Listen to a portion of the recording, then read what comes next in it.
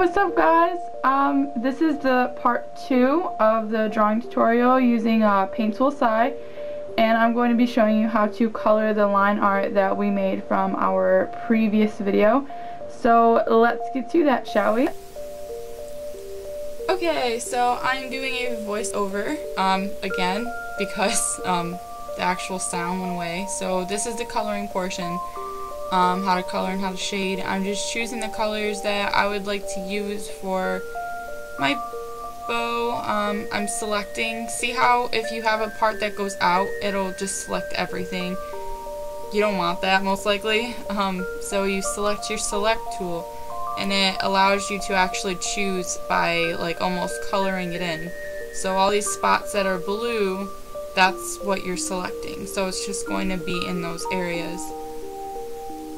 So just finishing that up. I'm making sure that I'm on the layer that I need to be and where everything needs to be. I have my line art for my heart, which is a line layer, and then my normal layer for my bow, which is a drawn line art layer. I'm naming them so if you can read it, it's not too confusing. Because it's really simple. I don't really need to name them, but it's just to make sure you guys can, if you can see, then you can tell. So your color layer is always on the bottom, and it's on a separate layer than your line art. And then I chose fill, and then pink. I'm doing a pink bow. And I go over it just to make sure that I didn't miss any spots from just using the fill tool. Having that still selected, I take the same color and then I go just a little bit darker, more colorful, to add that shadow color to it. Because, you know, when you see a shadow on something, it's not just the same color. Like, it's different, or like it's not just straight up black. It's got some color to it. So it's not just plain. It's got some pizzazz. Like, if you look at a light brown, it's going to be a darker brown. For the shadow, it's not black, unless you're in a really, really dark room with just a little bit of light. So now I've done that, I'm going to add like a rounded shading area. You want your highlights to be on top and your shades on bottom. So I'm going to shade across the bottom. And my stabilizer, I was going to say sensitivity. Your stabilizer, I have mine on 12. That's just my basic standard is 12. Some people like to work even faster, which means less stability. So it's going to be a lot quicker, but I'm more than welcome you to change that if you need it to be quicker. I just like it on 12. Yep. I'm watching myself, so I'm just trying to keep up with what I'm doing on the screen. I did have all this stuff with voice, but so now I'm taking a white. I didn't go directly just straight white, it's a little bit almost white, and then I'm putting it where I would want my shine to be. And I decided to blur, smudge out my stuff to make it look a little more realistic. You don't have to, you can just keep it normal if you want to, that's your choice. But I decided to blur, smudge out these things. On a lot of my drawings I don't smudge them out, but I've been starting to do that a lot lately. Smudging out my stuff. Oh, I have my highlight layer, my white highlight layer, it is on a different layer. So it is not on the same layer as my shadowing because I do not want them to blend together with anything else. It is just that highlight layer. And then I go back to my shading layer and I blur out my shading. So it's a little bit more realistic. It's still cartoony because I'm a cartoony person. But it's a little bit more realistic, like more effort put into it, I guess. Not such harsh, crisp lines for the shadowing and the highlights.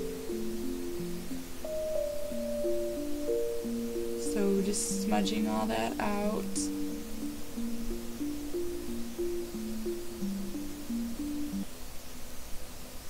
Eventually I'm going to get to the inside part. I unselect what I had selected, and then I reselect the inside part, so it's just the inside part, it's nothing else.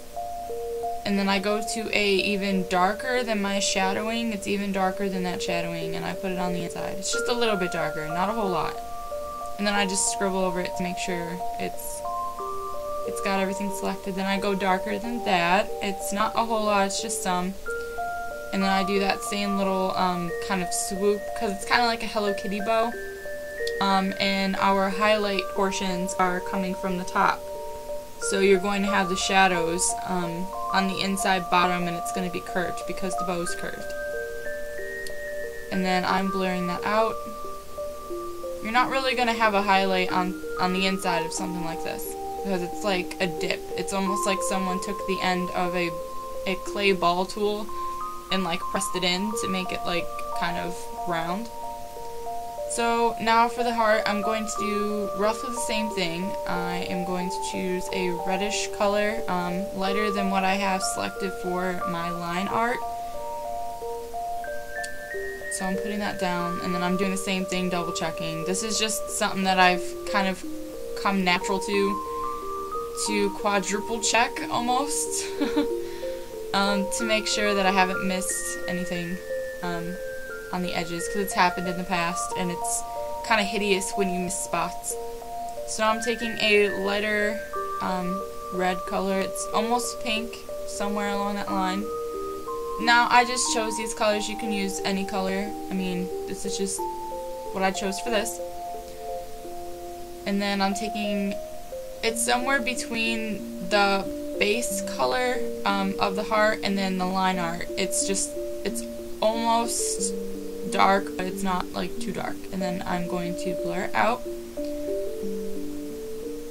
But like I said before, you can keep these things crisp if you'd like to, but I'm just choosing not to for this particular tutorial or walkthrough on how to use a paint tool side. And then I'm adding a white highlight because it is a shiny plastic heart. In my mind, it is a shiny plastic heart, so I'm putting a shiny spot. And then I'm unselecting. Now, to change the color of the line art for the one that you drew, I'm pretty sure you don't want this to be a really thick black line. You can. There's no doubt that you can. But I'm going to show you how to change the color of the line art.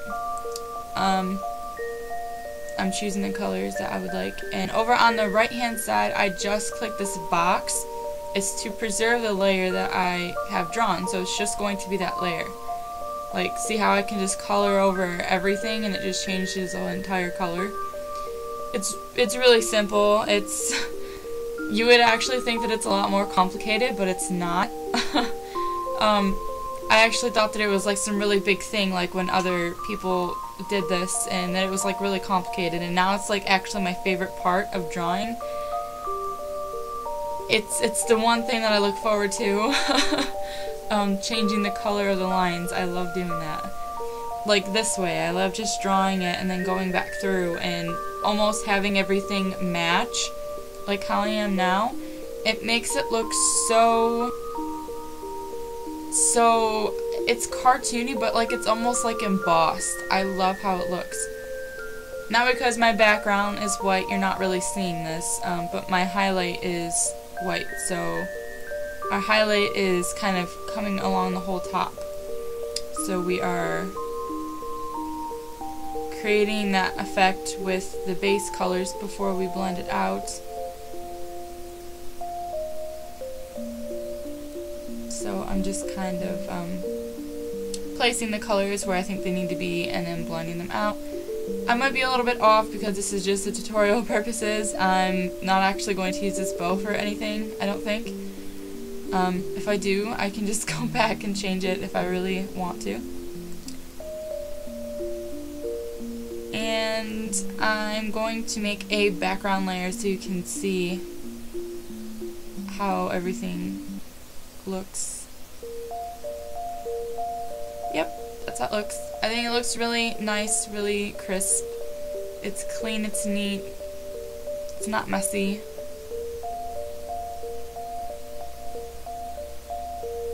And that is about it.